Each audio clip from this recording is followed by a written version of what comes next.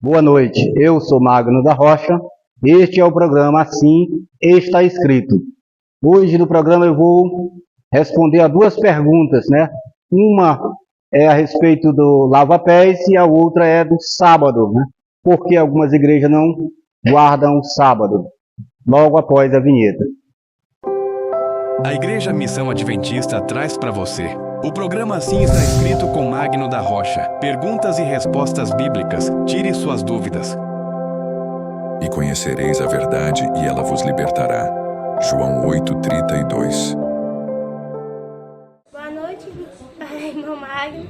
Eu queria parabenizar o senhor pelo seu programa e também queria fazer uma perguntinha para o senhor. Qual é o significado do lava-pé e por que algumas igrejas não fazem mais essa prática? Boa noite, meu irmão Magno. Quero parabenizar você pelo seu programa. Queria fazer uma perguntinha para você. Por que algumas igrejas guardam os sábados e outras não? Estou de volta, né? Agora eu vou responder, né, a primeira das duas perguntas do programa. A pergunta da Anne.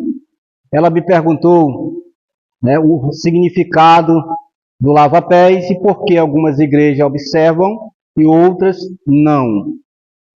O texto que eu vou ler aqui, né, para nós nos basearmos aqui, é o João 13, o verso 4, que diz assim: Assim levantou-se da mesa, tirou sua capa e colocou uma toalha em volta da cintura. Depois disso, derramou água numa bacia e começou a lavar os pés dos discípulos, enxugando-os com a toalha que estava em sua cintura. Quando terminou de lavar-lhes os pés, Jesus tomou a vestir sua capa e voltou ao seu lugar. Então lhes perguntou: Vocês entendem o que fiz a vocês? Vocês me chamam mestre e senhor, e com razão, pois eu sou. Pois bem, se eu, sendo senhor e mestre de vocês, lavei os seus pés, vocês também devem lavar os pés uns dos outros. Eu dei o exemplo para que vocês façam como lhes fiz. Pois bem, este costume do lava-pés era comum nos dias de Jesus, né? Uma pessoa chegava na casa de outra, se esta pessoa tivesse empregado, o empregado mais baixo da casa lavava os pés, né, da pessoa que chegava na sua casa. Se não tivesse empregado, ele mesmo lavaria os pés dessa pessoa, como, né, exemplo de hospitalidade, de boas-vindas, né, de humildade e de amor para com o visitante. Assim mesmo, Jesus introduziu esse costume, né, na ceia do Senhor. O que eu acabei de ler aqui, isso aconteceu na ceia do Senhor, quando o Senhor Jesus, né, tomou a toalha e lavou os pés aos discípulos. A ordenança do lava-pés, ela ilustra de forma, né, mais convincente a falta da verdadeira humildade. Enquanto os discípulos disputavam, né, quem era o maior, né, e a posição também, não é, mais elevada no reino de Cristo, o qual eles acreditavam que ia, né, nos seus dias se manifestar. Ele tomaria o trono de Davi e reinaria. Jesus, como mestre e Senhor, tomou a toalha, dando um exemplo de humildade, né, de simplicidade. Assim, irmãos, a pergunta é o que significa, né, o lava-pés? Significa humildade e trabalho, né? Cortesia. Por que nós acreditamos que o lava-pés faz parte da ceia do Senhor? O verso 14 e 15 diz assim: Pois bem, se eu, sendo o Senhor e mestre de vocês, lavei os seus pés, vocês também devem lavar os pés uns dos outros. Eu dei o exemplo para que vocês façam como lhes fiz. Nós acreditamos nesses dois versos literalmente, quando outras pessoas não creem assim, que o lava-pés era apenas um símbolo, né, de humildade, de amor. Nós cremos na literalidade desses dois versos, que o lava-pés faz parte da ceia do Senhor. As igrejas que não creem, elas alegam, né, que os outros evangelhos não traz, né, a menção do lava-pés, como Mateus, Marcos e Lucas, não é? Então eles usam, né, a falta da evidência, né, a ausência da evidência, né, de que isso foi um ato apenas, né, no dia dessa ceia, antes de Jesus ser preso, né? Mas nós acreditamos que o lava-pés teve continuidade na igreja primitiva, embora em todo o Novo Testamento, não é, nós não tenhamos a evidência, não é, da ceia do Senhor sendo, não é, realizada com o lava-pés, né?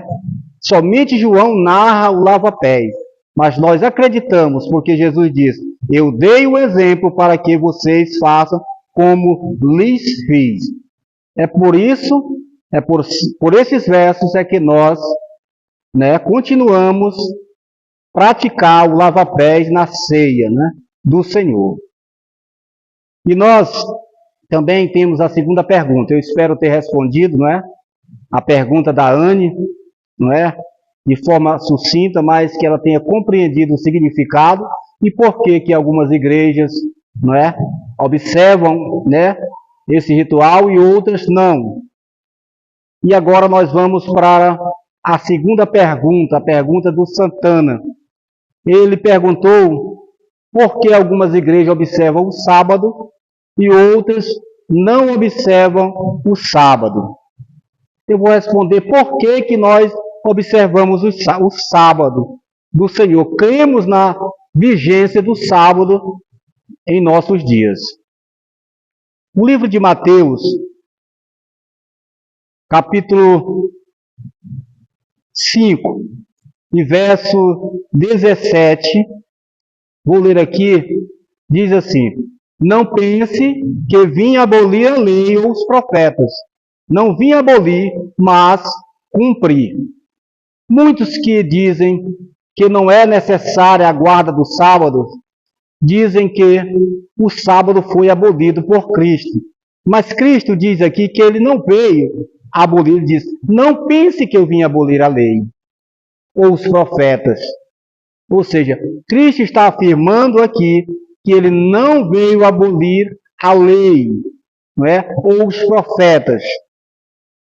Eles também alegam que o sábado foi dado somente para os judeus e que o sábado foi observado após ele ter sido escrito na tábua de pedra, não é, lá no Sinai. Mas será que isso é verdade? Nós vamos ver aqui no livro de Êxodo, né, capítulo 16. Se o sábado foi observado somente após o Sinai. Moisés disse ao povo: por isto que o Senhor ordenou, amanhã será dia de descanso, sábado consagrado ao Senhor. Asse e cozinhe o que quiserem, guardem o que sobrar até a manhã seguinte. E eles guardaram até a manhã seguinte, como Moisés tinha ordenado, e não cheirou mal, nem criou bicho. Ou seja, Moisés, né, aqui ordenou que os filhos de Israel guardassem o sábado, não é? O sábado era consagrado ao Senhor. E nesse contexto aqui, quando foi que isso aconteceu? Aconteceu no deserto, não é? Diz assim: toda a comunidade de Israel partiu de Elim e chegou ao deserto de Sim, que ficou entre Elim e o Sinai. Foi no 15º dia do segundo mês. Ou seja, no 15º do segundo mês, Israel observou o sábado do Senhor. E quando foi que eles chegaram ao Sinai? Capítulo 19 diz: no dia em que se completaram 3 meses que os israelitas haviam saído do Egito, chegaram ao deserto do Sinai. Então os israelitas guardaram o sábado. No segundo mês, após eles terem saído do Egito. Mas a lei só foi escrita, o Israel só chegou ao deserto do Sinai no terceiro mês. Ou seja, antes do sábado ser escrito na tábua de pedra, Israel já cumpria o sábado do Senhor. Eles dizem também que o sábado foi dado, somente aos judeus. Será que isso é verdade? Vamos ver no livro de Marcos, capítulo 2, o que o Senhor Jesus falou a respeito do sábado. E então lhes disse: o sábado foi feito por causa do homem, e não o homem por causa do sábado. O que o Senhor está dizendo aqui? O sábado foi feito por causa do homem. O Senhor Jesus não disse: o sábado foi feito por causa do judeu, por causa do homem. E eu creio que o Senhor está se referindo a Gênesis capítulo 2, que diz o seguinte: no sétimo dia Deus já havia concluído a obra que realizara, e nesse dia descansou. Abençoou Deus o sétimo dia e o santificou, porque nele descansou de toda a obra que realizara na criação. Veja bem, Deus que não se cansa e nem se fatiga, diz Isaías no capítulo 40, o verso aqui está dizendo que Deus descansou nesse dia, ou seja, parou a sua obra, não porque ele estivesse cansado. Eu fico imaginando Deus dizendo para Adão: Adão, eu não vou criar hoje nada no sétimo dia, mas ontem, você deu nome aos animais selvagens, os animais domésticos, as aves do céu, mas você pode continuar trabalhando, eu vou descansar. Não tem lógica nisso, não é? Mas alguém pergunta: mas no livro de Gênesis, ou antes do Sinai, não há evidência de que alguém guardou o sábado. Usam a evidência, a ausência da evidência. Mas eu pergunto: onde está o mandamento não matarás antes de Caim ter matado Abel? Caim, porventura, não pecou matando seu irmão? Ou ele se tornou homicida somente depois do Sinai, que a lei foi escrita? Certo que não. Nós temos aqui na Bíblia, 600 anos antes de Cristo, o profeta Daniel, ele profetizou que um poder, iria tentar mudar os tempos e a lei. 7:25. Vou ler aqui a palavra do Senhor. Ele fará contra o Altíssimo,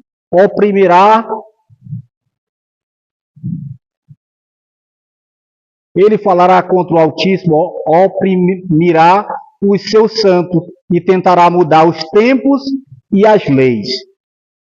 Os santos serão entregues nas suas mãos, e dele por um tempo, tempos e meio tempo. No capítulo 8 de Daniel, também ele profetizou: por causa da rebelião, o exército dos santos e o sacrifício diário foram dados ao chifre. Ele tinha o êxito em tudo o que fazia, ou seja, ele jogaria a verdade por terra e prosperaria. Na história, onde encontramos o cumprimento desta profecia, da profecia de Daniel, de que um poder se levantaria e tentaria mudar os tempos e a lei. Quem é esse poder? Na história, o único poder que que cumpre, né, essas profecias é o poder romano. Começando com Roma imperial e depois Roma papal. Se você pegar o catecismo da Igreja Católica, você vai ver que ele tirou o segundo mandamento, para não fazer imagem nem adorar as imagens. O quarto mandamento, no lugar do quarto mandamento, ele está escrito: guardar domingos e festas. E pegou e dividiu o 10º mandamento em 2 mandamentos para que ficassem os mesmos 10 mandamentos. Então, quem fez a mudança do sábado não foi o Cristo. Ele não aboliu o sábado, né, na cruz. Mas quem fez essa mudança foi Roma. Então, meus irmãos, nós também podemos, né, observar em muitas outras passagens que nós temos, né, a certeza de que o sábado do Senhor não foi abolido. É um mandamento que está em vigência, né? Outras pessoas alegam que o Senhor Jesus, ele quebrou o sábado. Ele violou o sábado. Baseado em quê? No capítulo 5 de João, né? Em verso 18, nós vamos ver aqui: e por essa razão os judeus mais ainda queriam matá-lo, pois não somente estava violando o sábado, mas também estava dizendo que Deus era seu próprio Pai, igualando-se a Deus. Então, baseado nesse texto, alguns afirmam que o Senhor Jesus violou o sábado. Mas será que isso é verdade? O que é que o próprio Cristo fala a respeito, não é, dos mandamentos de Deus? Vamos ver aqui no capítulo 15 de João, no verso 10. O Senhor Jesus diz assim: se vocês obedecerem aos meus mandamentos, permanecerão no meu amor, assim como tenho obedecido aos mandamentos de meu Pai, e em seu amor permaneço. O Senhor Jesus aqui diz que ele cumpria os mandamentos de seu Pai. Ele não disse que violou nenhum de seus mandamentos. O texto lá de João 5, ele violou o sábado, mas segundo, não é, os judeus, porque os fariseus, eles criaram regras, né, e mais regras que não fazia parte, né, da lei de Deus. Nesse sentido, né, que eles não poderiam andar mais do que 1 quilômetro, não poderia cuspir no chão. Então é nesse sentido que Jesus não cumpria o sábado, mas que o Senhor Jesus, como um cordeiro imaculado, ele cumpriu a lei de Deus, ele obedeceu às leis do Senhor. Então o sábado é o mandamento vigente. Nós devemos observar o sábado, não para sermos salvos.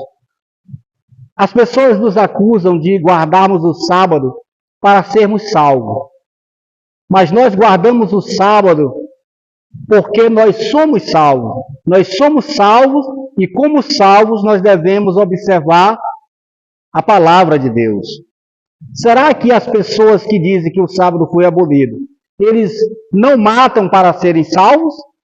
Claro que não, eles não vão dizer isso, que matam para serem salvos. Não matam para serem salvos, mas porque devem observar. Da mesma forma, nós guardamos o sábado, porque nós somos salvos e acreditamos que nós devemos guardar o mandamento de Deus. Não para sermos salvos, nós somos salvos unicamente e exclusivamente pela graça de Deus, pelo favor de nosso Senhor Jesus Cristo, pela sua morte na cruz do Calvário. Que fique bem claro, irmão, né, que a igreja não prega que nós devemos guardar a lei para sermos salvos. Não, nós não ensinamos isso.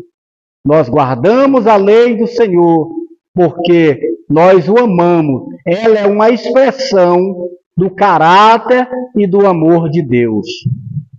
A lei foi escrita, irmãos, em 2 tábuas de pedra.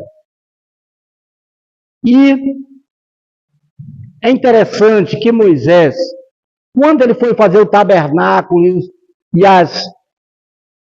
os utensílios, ele fez segundo o modelo que foi lhe mostrado lá no Monte Sinai. Né? Lá no Monte Sinai. E nós vamos ver aqui, Apocalipse, capítulo 11, e o verso 19.